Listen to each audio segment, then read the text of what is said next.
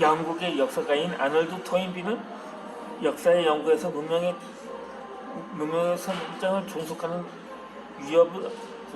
위협하는 도전에 성공적으로 응정하남으로써 이루어진다고 주장했으며, 이 프랑스의 생물학자 라마르크는 영구 용서를 주장했습니다. 세대를 거듭하면서 자주 이용하는 기간은 진화하고 그러지 못한 기간은 퇴화한다는 학설이라는 거죠.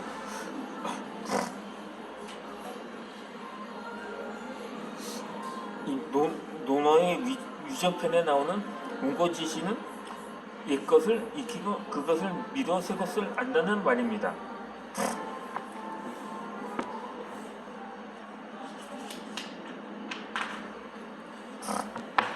이 혁신이라든가 개혁은 무에서 유를 만들어내는 게 아니라 기존의 유에서 새로운 유를 만들어내는 것입니다. 따라서 옛것을 계승하고 발전시켜 새 것으로 재창조하는 것입니다. 과거를 답습하는 데 머무르는 게 아니라 새로운 가치를 창출해내는 것이라는 거죠. 이 주역에는 궁즉변, 병즉통, 통즉구라는 글귀가 있습니다. 이 뜻은 궁하면 변하도록 해라, 변하면 통할 것이다, 통하면 영원히 이어질 것이라는 뜻이 담겨 있습니다. 그렇게 변해야 살고 모든 것이 변한다는 것입니다. 유일하게 변하지 않는 게 있다면 모든 것은 변한다는 진리가 아닐까요?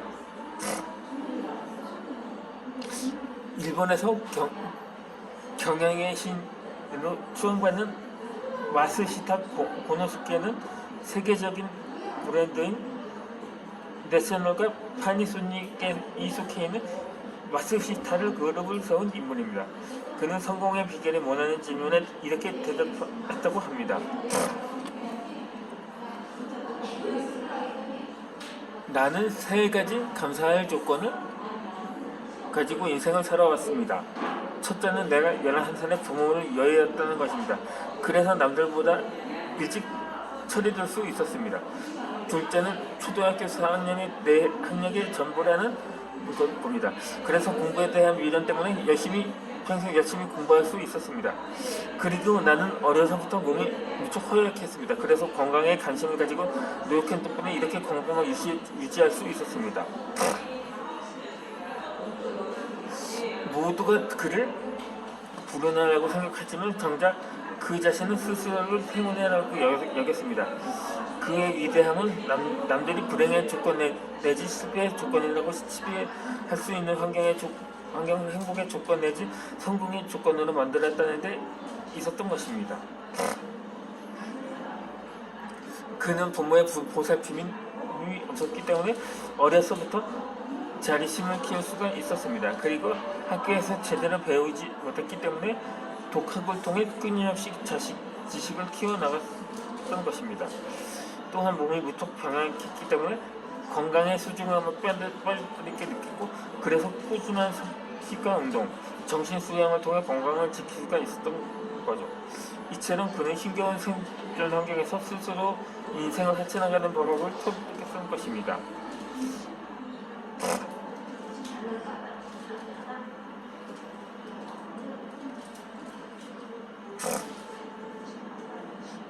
그렇게 그가 지닌 덕목은 겸손과 강인한 의지 또 과감한 결단력과 긍정적인 사고였던 것입니다. 호황은 좋다고 하지만 불황은 더 좋다는 말에서 그가 지닌 긍정적인 사고의 한 단면을 이겨낼 수가 있을 것입니다. 물론 요즘 같으면 불황이 더 좋다고 말했다간 아마 맞아 죽기 십상일 텐데, 그것이 어떻게 보면 약간 좀 그것을 생각을 달리 해보면 이 불황이 왜 좋은지 알 수 있다는 것입니다. 오히려 물론 개인마다 이렇게 판단을 하겠죠. 오히려 교만해지지 않고 오히려 않아서 너 죽어서 지옥 가지 않아서 뭐 그래서 감사하다고 말하는 사람도 있을 테고요. 뭐 아무런 성경에 또 다윗이 쓴 시편 9절에는 뭐 고난 당하는 게 내게 유익이라고 했을 정도로 사실상 이런 말도 덧붙일 수가 있을 것입니다. 뭐 예전에 뭐 광고 구절에서 나온 적이 있었던 것처럼 피할 수 없으면 즐겨라 라고 말입니다. 마찬가지고 근데 지금 우리나라가 또 앞서 위드 코로나 이제 다음 때부터 다시 결국 유턴을 하고 말았습니다. 근데 예전처럼 무슨 뭐 모든 것을 비대면으로 하고 온라인으로 하고 이런 식이 아니라 뭐 전국의 초중고등학교는 포함해 대학들도 이제 방학에 들어가니까 어차피 자동적으로 뭐 학교는 가지 않게 되겠지만 물론 기존에 그래서 뭐 지금은 방역 패스라든가 기존의 거리두기였던 9시부터 통금했던 정도로 약간 지난 상반기 때 4단계보다는 다소 완화된 거리두기라고는 할 수가 있다고 볼 수는 있을 수가 있겠죠. 그래서 지난 11월 뭐 어차피 백신 접종도 80%가 완료되었기 때문에 당초 목적이 70%가 되면 이제 위드 코로나를 시행하겠다. 그러니까 뭐냐? 물론 아직 미접종자가 한 20-30%가 정도 남았기 때문에 아직 코로나는 계속되고 있기 때문에 뭐 피할 수 없으면 즐겨라 라는 취지가 아마 담겨져 있지 않았나고 볼 수가 있었던 거죠. 그래서 그런 식의 위드 코로나를 시행을 했는데 결국 한 달 범 정도 되었나?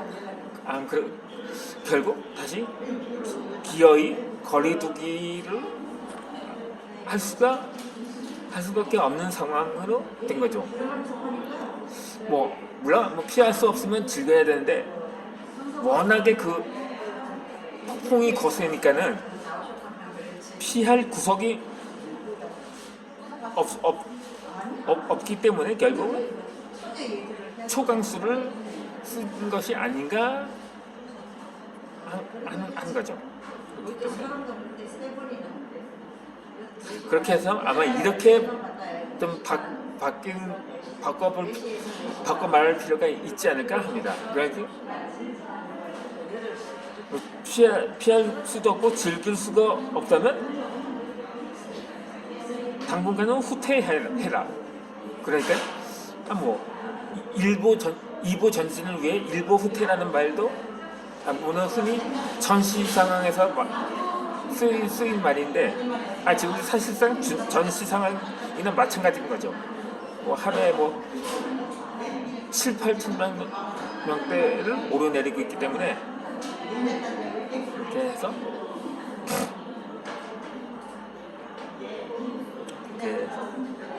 아무튼 다시 본문으로 넘어가.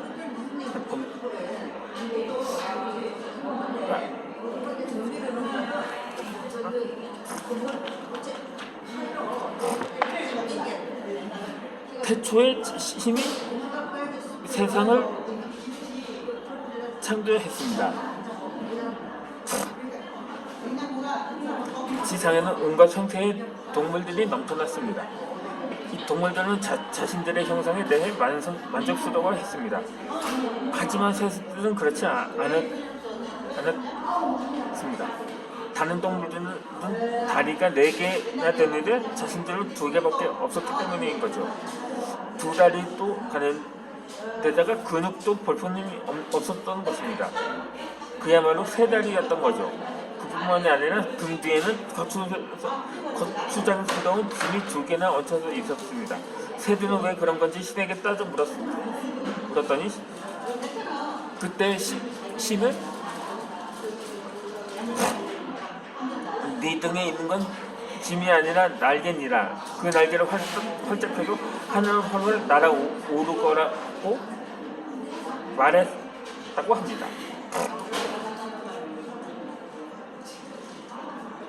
그러더니 그 후로 새는 나는 것을 활용하게 되는데 새 등 뒤에 있는 건 그렇게 해서 짐이 아니라 사실상 날개라고 할 수가 있는 거죠. 그렇기 때문에 다리가 가늘고 가벼운 것도 다 이유가 있었습니다.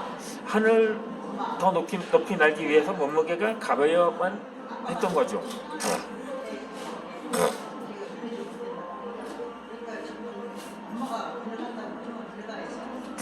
어쩌면 우리가 짐이라고 생각하는 게 엄청난 힘이 되는 건지도 모릅니다.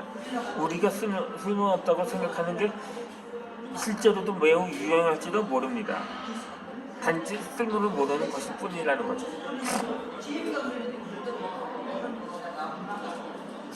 또 말을 아무렇게나 내뱉는 사람들이 참 많습니다.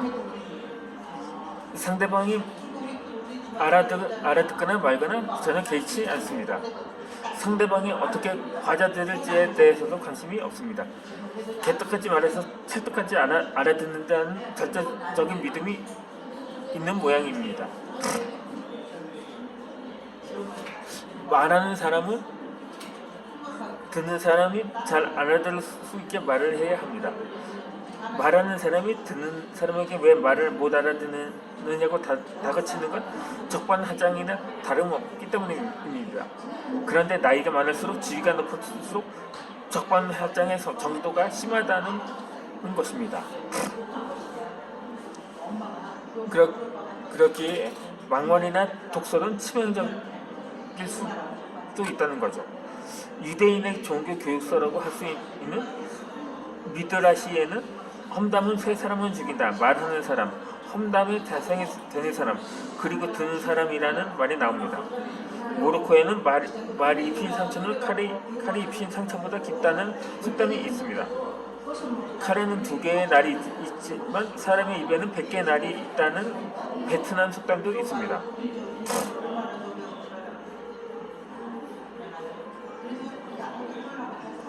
미국 시인 롱펠로는 내뱉은 말은 상대방의 가슴속에 수십 년 동안 화살처럼 꽂혀 있다고 했으며 새치 혀가 사람 잡는다는 우리나라 속담과 네 입 안의 말은 너의 노예지만 그것이 입 밖에 나오면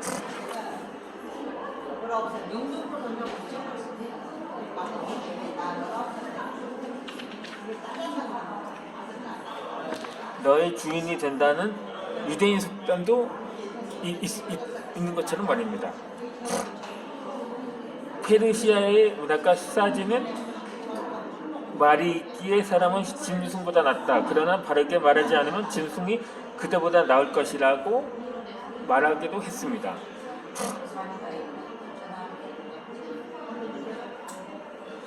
목소리가 아니라 말을 높여라.